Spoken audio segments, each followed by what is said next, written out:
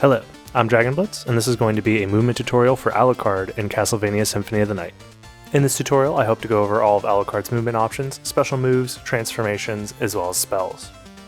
I would also like to go over some situational applications of these movement options and where you can use them to save time in your speedruns. The first movement option we're going to be talking about today is going to be the most basic movement option, which is walking. When referring to the speed of a movement option, I'm going to be using the term pixels per frame. Pixels per frame essentially just means how quickly you're moving across the screen in a given direction. So the higher the number, the faster you're going. Walking has a max speed of 1.5 pixels per frame horizontally. You want to avoid walking whenever possible if you're able to use other movement options that are faster across the ground. So when jumping or on the ground, your basic movement forward by holding forward is going to be the same speed no matter what. So whether you're in the air or not, you're moving 1.5 pixels per frame forward. So jumping forward and walking forward is the exact same speed. The next movement option we'll be talking about is backdashing. Backdashing can be performed by pressing the special button, which is either Y if you're playing on Xbox or triangle if you're playing on PlayStation. The backdash starts off at its top speed of 3.5 pixels per frame and immediately starts to decay.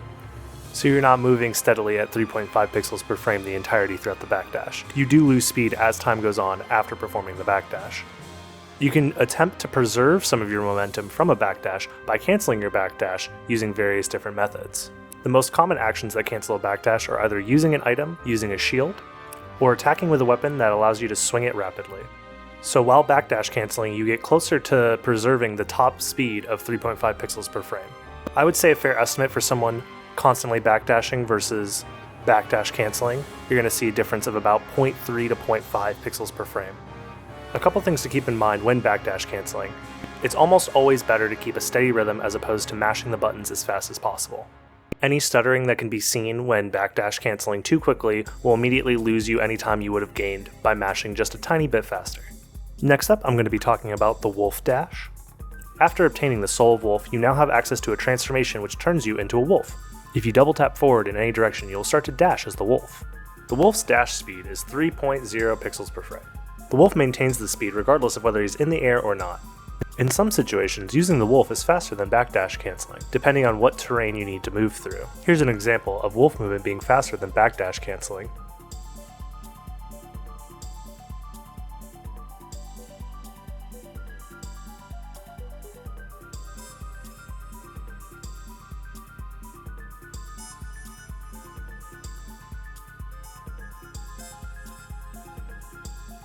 Something to keep in mind about the wolf dash is that when dashing to the left, you get up to max speed a lot quicker than when dashing to the right. There's no clear explanation as to why this is, it's just a fact. Once you have acquired the skill of Wolf Relic, you'll have access to a dash while using the wolf if you press down to down forward attack. This will cause the wolf to lunge forward and you have some invincibility while doing so. The maximum speed of this movement is 5 pixels per frame horizontally. This movement option allows you to get to max speed quickly with the wolf, as well as allows you to make some jumps that are not normally possible using the wolf on its own. Once you have acquired the power of Wolf Relic, this increases the wolf's maximum dash speed up to 8 pixels per frame horizontally. It does take a while to get up to maximum speed, so most of the time this still isn't the fastest form of ground movement, unless you are given a lot of space in order to gain speed. In conjunction with Skill of Wolf, it allows you to get up to max speed even quicker. Next up, we are going to be talking about wing smashing. Wing smashing is probably the most important, most quintessential movement technique for you to learn. After acquiring Soul of Bat, you immediately have access to the Bat transformation as well as the wing smash move. You can perform a wing smash by holding jump, doing a 3/4 circle from up to back down to forward, and then you can initiate the dash by releasing the jump button. Make sure you are pressing all the way forward before releasing the jump button, or else the wing smash will not register.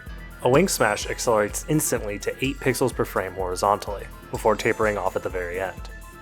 Wing smashes can be chained together if you repeat the input within 63 frames of releasing the jump input from the last wing smash. This technique is known as the infinite wing smash. Don't be discouraged if it takes a while for you to get the timing for an infinite wing smash chain.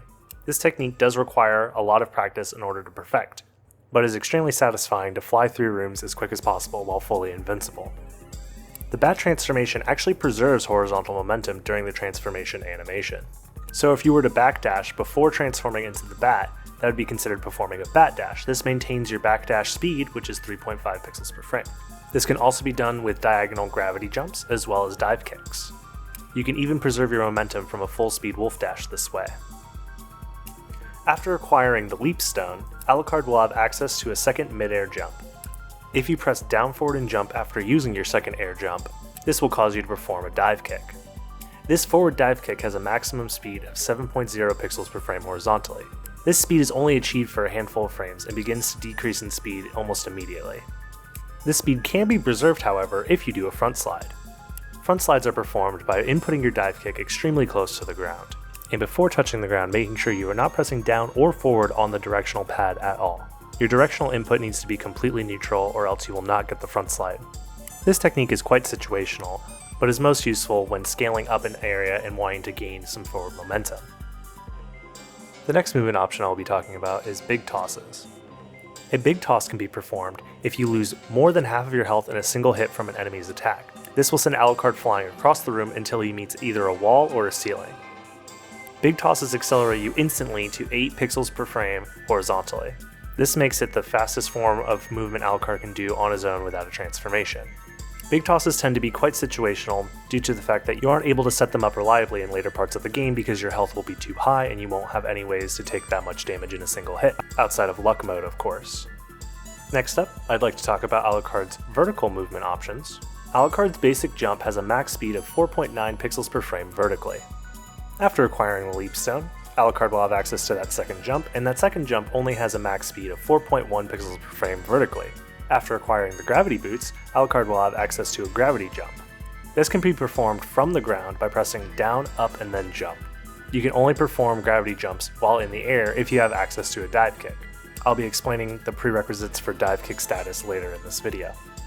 The gravity jump has a max speed of 12 pixels per frame vertically, making it the fastest form of movement while going up. The maximum speed of a wing smash going vertically is 6.0 pixels per frame. This is the same as its horizontal speed. It does take a while to gain that much momentum vertically, unless you start your wing smash against some terrain that slopes upwards. This is known as a terrain boost. It's useful for gaining vertical speed with the wing smash quickly. In this next section, I will be going over dive kick status. Dive kick status refers to whether or not Alucard has access to a dive kick in that moment. Having access to a dive kick also gives Alucard access to a lot of other unique movement options. For example, multiple gravity jumps cannot be performed unless you have access to a dive kick. Doing a grounded gravity jump does not give you access to a dive kick.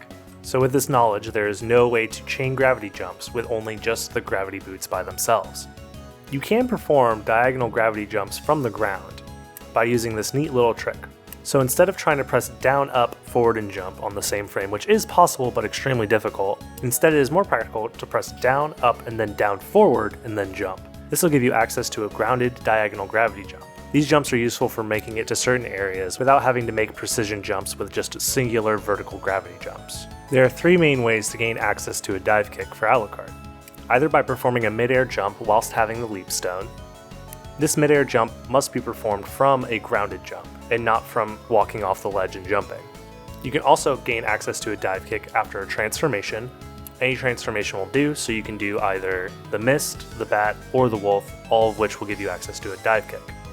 This dive kick, however, does not allow you air control at all. You will fall straight down after your dive kick. And the last way to gain access to a dive kick is by using a thrust sword attack. Thrust swords are special two-handed swords that can be used to gain a dive kick mid-air. All you need to do is press back, forward, attack with these swords, or if you're using the S-stock, just a normal attack, and this will give you access to a dive kick. Thrust swords do give you access to air control whilst in the air after using them. This gives you access to front slides as well as other forms of dive kicks. If you untransform whilst too close to the ceiling, this puts you in an aerial reset state. This aerial reset state has some interesting properties, but one of which is it does not allow you to do a dive kick afterwards. You can only do the laggy second jump as if you've walked off of a platform. And that is the same for all transformations. The next section of this video will pertain to mist mechanics and what the mist is useful for, outside of just getting past mist gates. Transforming into the bat from mist is actually faster than just transforming into the bat by itself. This is known as a mist bat. The same can be done for turning into the wolf as well. This is known as a mist wolf. You can also use the mist transformation to reset your momentum. So if you quickly want to change directions out of a wing smash chain, using a mist bat to start a new chain can be very useful. One thing to note about Mist Bats and Mist Wolves is that if you do the input too slowly, you will lose MP during the transformation. You can also save MP during a Mist transformation by doing what is known as a Quick Mist. You can perform a Quick Mist by double tapping the Mist button as quick as possible. Note that a Quick Mist will not give you enough distance to make it through Mist gates. You will need to use all 20 MP to make it through a Mist gate. If you perform your Quick Mists or your Mist Bats / Mist Wolves a little slow, you will only lose a partial amount of your MP, which will be 10 MP, half the normal amount for a Mist transformation. In this next section, I'll be talking about the spells Alucard can use, as well as some of the shortcuts to input those spells easier, and some use cases for those spells in a speedrun setting. Note that all inputs are going to be relative to Alucard facing forward, so Alucard facing forward will be known as right, and Alucard facing behind will be known as left. The first spell up will be Summon Spirit. Summon Spirit is a quite useful spell. It gives you a brief amount of invincibility and is performed by pressing back, forward, up, down into the attack button. There is a shortcut for performing this input as well.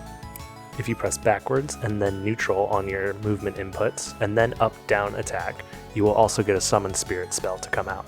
Summon Spirit is very useful for skipping some enemies as well as getting through the castle without taking damage. It is not the most useful spell for dealing damage to enemies or bosses. The next spell is going to be Tetra Spirit. Tetra Spirit is similar to Summon Spirit, except it summons more orbs and the input is a little bit different. To perform Tetra Spirit, you must be holding up for at least 30 frames and then do a half circle from up to down while moving forward. So from up to forward to down in a half circle motion, and then press attack. While charging upwards, it's important that you start from a neutral position. If you go from left to up or up left to up right to up, none of those inputs will work for the charge.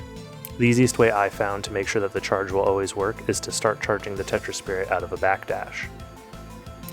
The next spell is going to be Dark Metamorphosis. Dark Metamorphosis is performed by doing a half circle from back to up to forward and then the attack button. You will find yourself accidentally doing Dark Metamorphosis a lot if you're uncertain of your movement, or if you roll your control stick from back to up before turning around. Dark Metamorphosis allows you to heal off of enemies that bleed, as well as gives a significant attack buff to the Gurthang sword. The attack buff is about 2.2 times stronger overall. So if you find yourself with a Gurthang, it is important to know how to use the spell effectively. The Gurthang will also increase its hitbox and allow you to hit twice in a single jump slash. The next spell we will be talking about is the Wing Smash itself. The Wing Smash is only possible to do while in the bat transformation. In order to perform the Wing Smash, you must hold the jump button the entire time, and then press up to back to down to forward in a 3/4 circle motion. Once you've pressed forward out of the 3/4 circle motion, then you can release the jump button and that will initiate the Wing Smash. Wing Smashes can be buffered upwards if you do a full circle from up all the way back to up, or downward if you do the 3/4 circle motion to forward and then press down before releasing the jump button. Doing multiple Wing Smashes within a 63 frame window will allow you to chain them without dropping into the Alucard form again. Each Wing Smash does cost 8 MP, so managing your MP is a valuable skill to have when speedrunning with the bat form. It'll take a lot of practice to get used to Wing Smashing both upwards and downwards in long chains, but with practice does come perfect, and it is very satisfying movement to pull off. The next spell we will be talking about is Hellfire. Hellfire is performed by pressing up to down to doing quarter circle forward and attack. This spell has next to no use in combat at all. The normal 3 fireballs that come out aren't very useful, and they don't do much damage. You can give the attack a small buff if you hold up an attack after the teleport. This will cause Alucard to spawn the balls that Dracula uses in the prologue sequence. It's more of a neat Easter egg than anything else, but again, these don't do very much damage and aren't very useful for combat. The most unique use of Hellfire is the fact that you can teleport whilst charging the Hellfire spell, and you can cancel it by pressing down after the teleportation. So you can use the Hellfire spell to skip enemies in large portions of rooms that you find to be dangerous. The next spell is the Wolf Charge. Wolf Charge can be performed by doing a quarter circle forward and the attack button while in the wolf form and having skill of wolf. This does the lunge forward that the skill of wolf is used for. Our next spell is going to be Soul Steal. Soul Steal seems to be the most complicated input, so I usually recommend only practicing it in one direction and getting consistent with that. So for me, I always start by pressing left first and making sure Alucard is facing right before casting Soul Steal. Soul Steal can be performed by pressing back to forward, then doing a half circle back, and then pressing forward again before pressing attack. I find this spell to be easier to perform while using an analog stick, so I don't accidentally input extra movement when going from back to forward. It is still very possible to do on a D-pad, that's just my preference. This spell is very powerful as it allows Alucard to regain health in tricky situations where Alucard might die. It also grants a lot of iframes during the Soul Steal spell itself. You can use this to dodge attacks from certain bosses while healing, as well as do damage to the boss at the same time. Soul Steal itself does cost 50 MP, which is a steep cost, but can be worth it if used properly. Our last spell is actually going to be the Sword Brothers spell. This spell can only be activated if you have the Sword Brothers card equipped. This spell is performed by pressing down to forward to up in a half circle motion, holding up for at least 60 frames, and then pressing down and the attack button together. This causes the animation for the sword to fly around, and then it does an attack that covers the entire screen. This attack is quite pitiful, to be honest, and isn't very useful for damaging anything, but it does have a unique use in a glitched setting. This Sword Brothers spell allows you to do the shop glitch in a very specific way. This Sword Brothers spell cancels out the game's check for whether or not you're allowed to open your menu while talking to the librarian. This means that you can equip gems as you're selling them, which will allow you to underflow your gems, and then you perform the shop glitch that way. That seems to be the only real useful way to use this spell. Other than that, its attack prowess is absolute garbage. That's it for the tutorial today. Thank you so much for watching. Hopefully you can use this information in your next sotn speedrun.